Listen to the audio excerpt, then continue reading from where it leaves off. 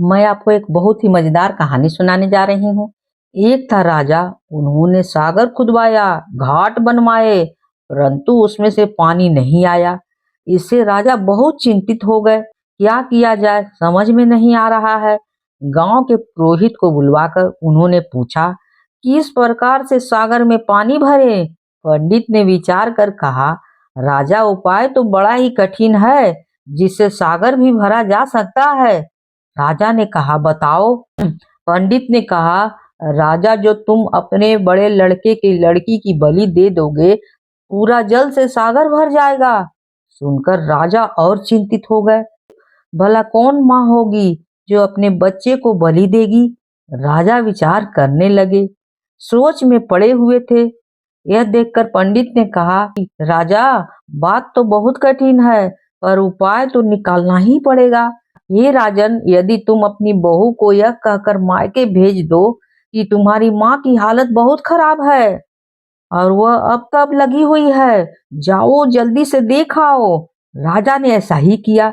सुनकर बहू दुखी हुई कि आज हलछठी का दिन है, यह कौन सी परेशानी आ गई है। रोती पीटती वह अपनी माँ को देखने दौड़ गई। मायके पहुंची, उसकी माँ ने उसे इस तरह व्याकुल देखा तो चौंक गई। कहने लगी, अरे हमको क्या होगा, हम तो बहुत ही अच्छे से हैं। आज हलछठी का दिन है, भला कैसे किसी को कुछ हो सकता है।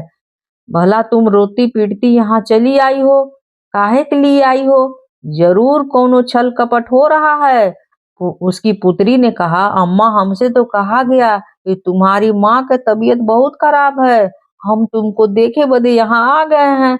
बहू की माँ ने कहा, बिटिया, हम तो सुना है कि तुम्हारे ससुर सगरा बनवाई है, ओई में पानी नहीं आवत है, कौनों के बलि दिया जाएगा तो पानी आ जाएगा। बिटिया, तुम्हारे साथ आघात किया गया है, तुम जल्दी उल्टे पांव भागो। बहुत दिन भर हलछठी व्रत थी, वह रोती पीटती हलछठ माँ की मनौती करती भागी चली जा रही थी। रास्ते में उसने देखा कि जिस सागर को उसके ससुर ने बनवाया था, वह जल से भरा हुआ लहरें ले रहा है। वहीं एक बालक खेल रहा है। वह उसी की सागर की ओर दौड़ती हुई गई और देखी तो यह तो उसका पुत्र था। उन्होंने उसे उठा लिया, चूमने लगी, हलछठी माता को मनाने लगी। उन्हीं की कृपा से आज उसका पुत्र बचा है।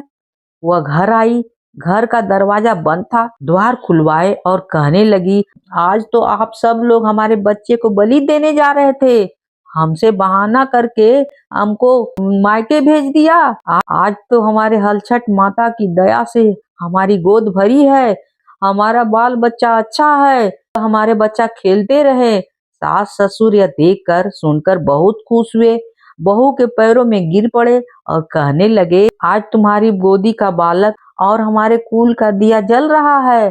हरछठ माता ने जैसा ही हमारे दिन लौटाए, वैसे ही सबका दिन मंगल करे और सबके घर में धन दौलत बरसे। जो यह कहानी सुने उसका भी बाल बच्चा अच्छा रहे और उसके घर में भी धन दौलत बढ़े। कहानी होती है समाप्त।